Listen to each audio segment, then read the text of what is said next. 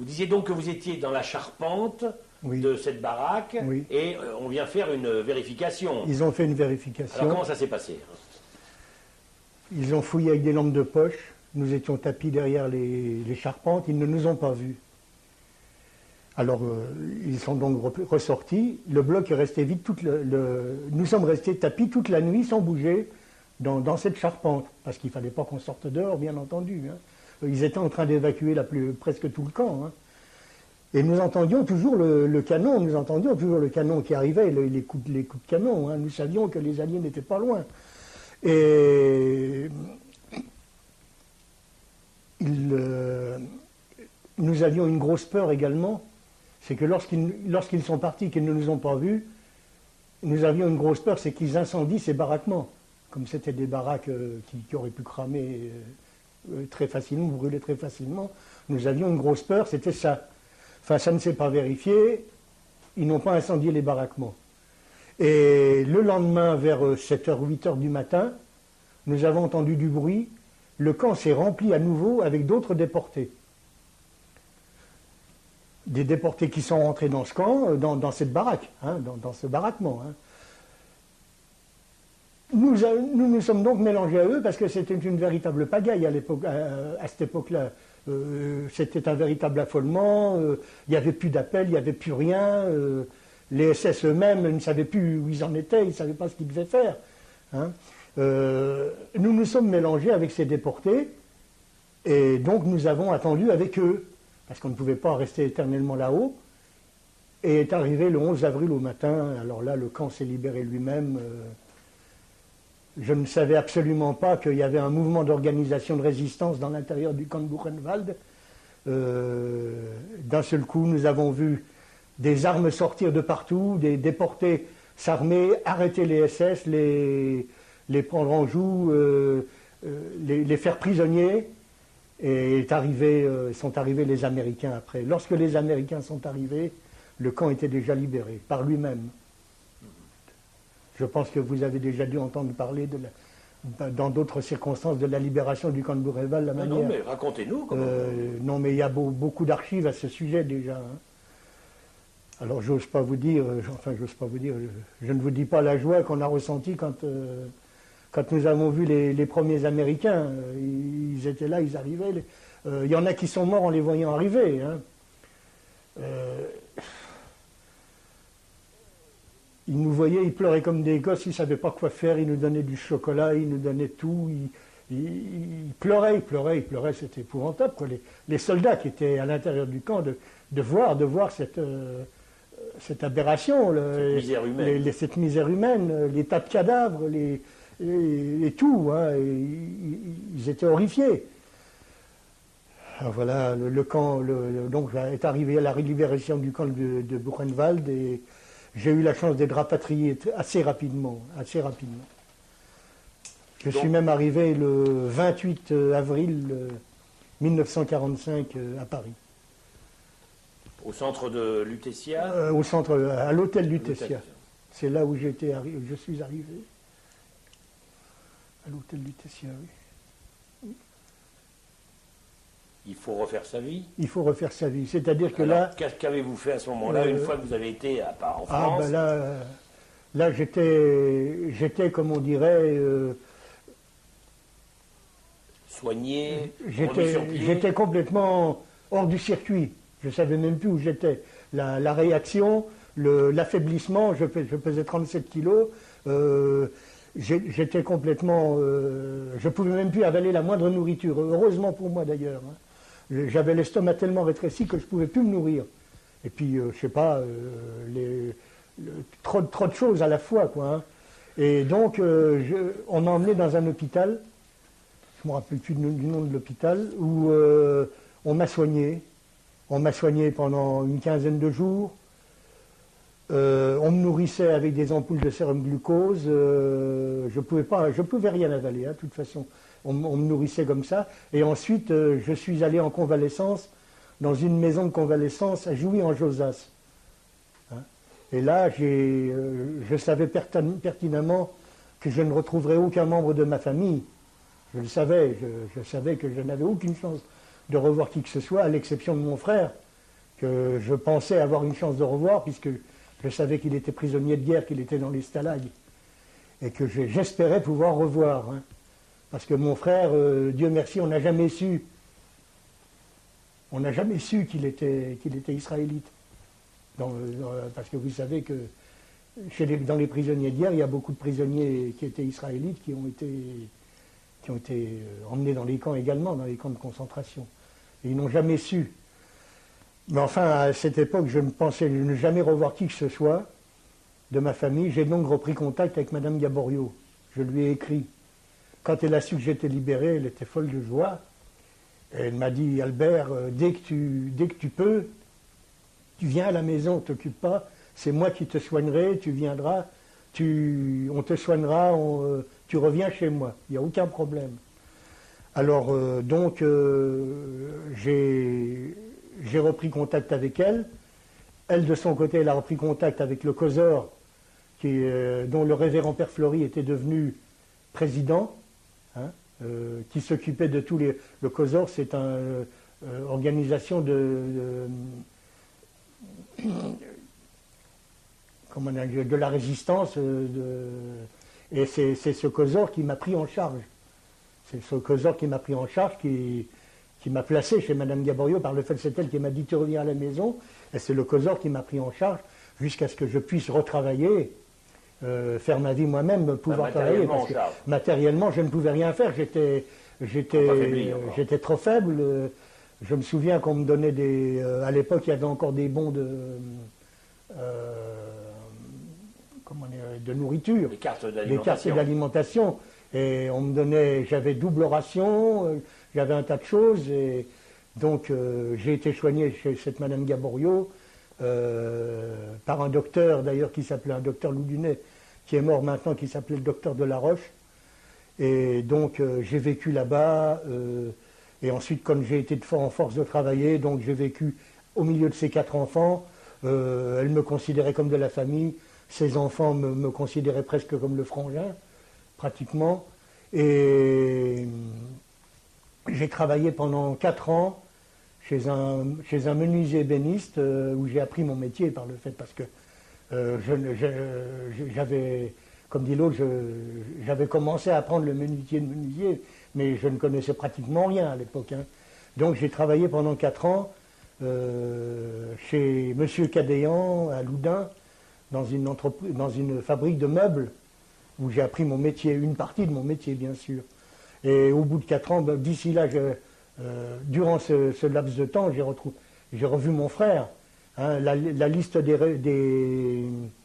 prisonniers de guerre rentrés a fait que j'ai revu mon frère, qui lui est revenu à Nancy, qui n'a rien trouvé chez nous.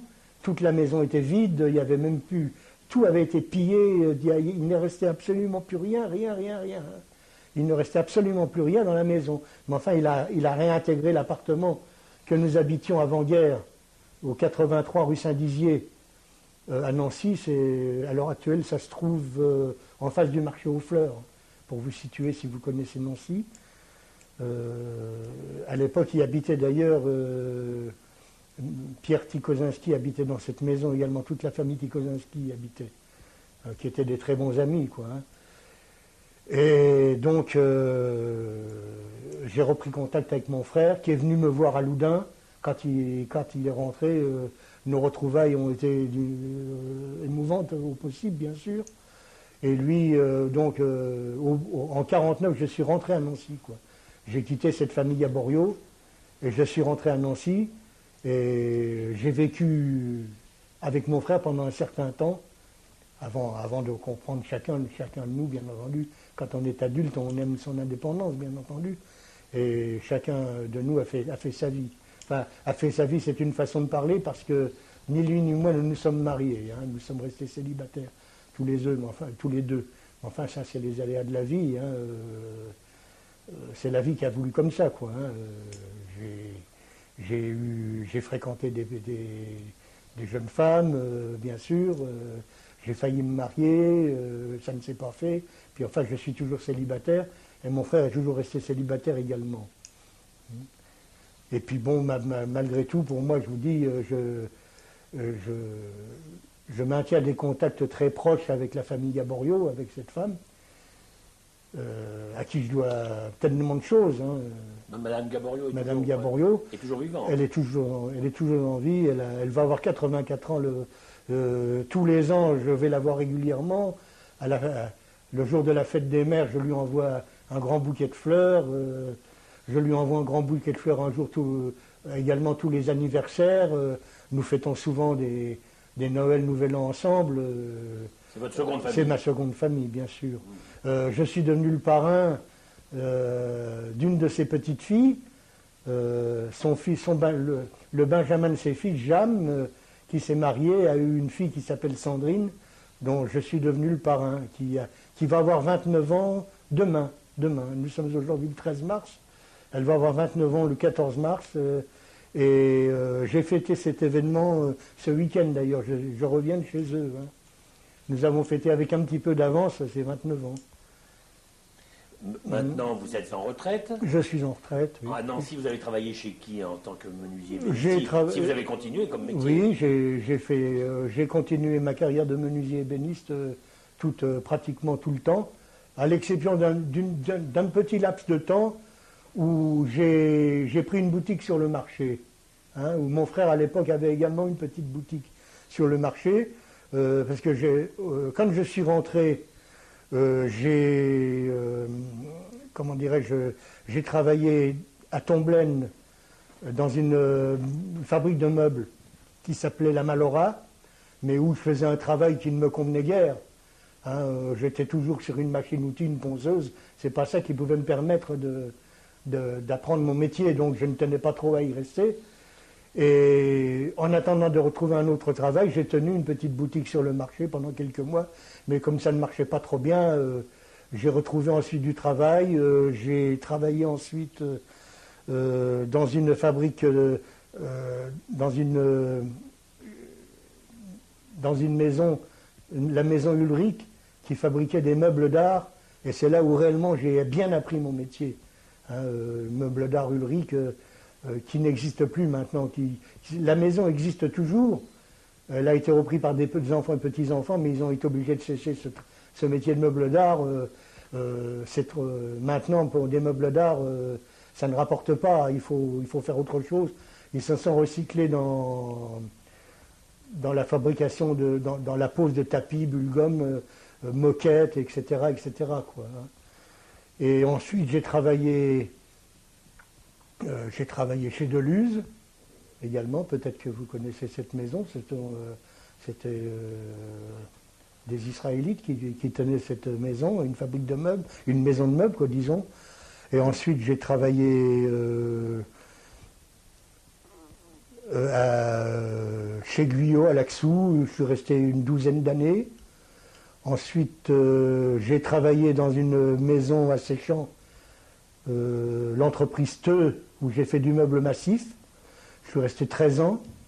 Et j'ai terminé ma carrière chez Venturini, dans la zone industrielle des Cours, où j'ai terminé ma carrière, une bonne maison, où je n'ai qu'à me louer de cette maison qui a été vraiment...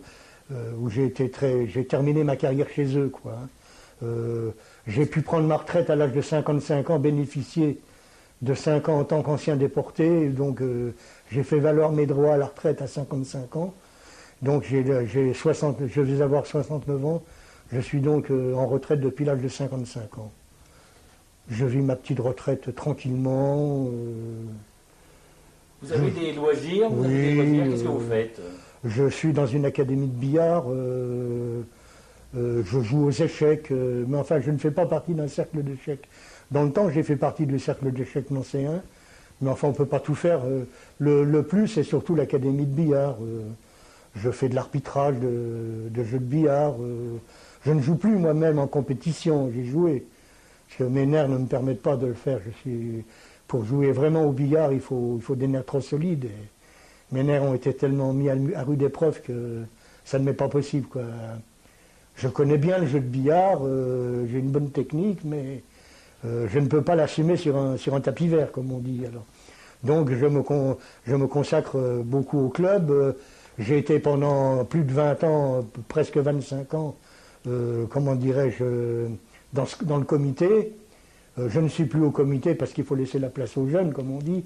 Mais enfin, quand il y a quelque chose à faire au club, je suis toujours là, je suis toujours disponible pour aider le club, quoi, hein, qui est un club cher à mon cœur, comme on dit, quoi, hein, l'Académie de billard de Nancy. Et j'y vais 2, 3, 4 fois par semaine. Hein.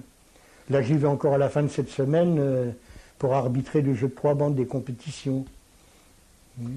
Est-ce que vous pratiquez quelle pratique religieuse avez-vous depuis que vous êtes rentré? J'ai cessé toute pratique religieuse. Et est-ce que vous avez des liens avec des organisations qui sont des anciens déportés ou des choses comme ça? Ben, je fais partie de la FNDRP, bien sûr, oui. Hein, je fais partie de la Fédération nationale des déportés internés, résistance et patriotes. Je suis même le porte-drapeau départemental de cette organisation. Et donc, je participe à toutes les cérémonies, qu'elles aient lieu dans une synagogue, qu'elles aient lieu dans une cathédrale, qu'elles aient lieu pour un enterrement, qu'elles aient lieu pour toute cérémonie commémorant un événement, la libération, le jour de la journée de la déportation. Donc je suis porte-drapeau et membre du comité de la FNDRP. Donc ça me prend également un certain temps. Donc, c'est pas vraiment un loisir, mais c'est une occupation hein, qui, à part entière, comme on dit, qui me prend un certain temps, comme on dit. Mais j'ai cessé toute pratique religieuse, oui. Je vais aussi bien dans une synagogue que dans une cathédrale, mais je suis... Il n'y a plus la foi, malgré... On devient athée quand on a vécu tout ce que j'ai vécu. Je n'ai rien contre les gens qui ont la religion, qui ont la foi, hein, bien entendu. Hein. Je respecte la foi des autres, bien entendu. Hein, tant que la foi des autres n'aboutit pas à de l'extrémisme, bien entendu. Hein, comme il y en a malheureusement tant à l'heure actuelle. Nous arrivons à la fin de notre interview. Est-ce que vous auriez un message à faire passer par rapport à tout ce que vous avez pu vivre, de toute cette expérience extrêmement douloureuse et difficile, pour les jeunes générations peut-être? Bien sûr, oui, bien sûr. Si vous avez quelque chose à dire. Il faut qu'ils soient vigilants à la vigilance. Il faut absolument... nous avions dit à la fin, lorsque nous avons été libérés, plus jamais ça.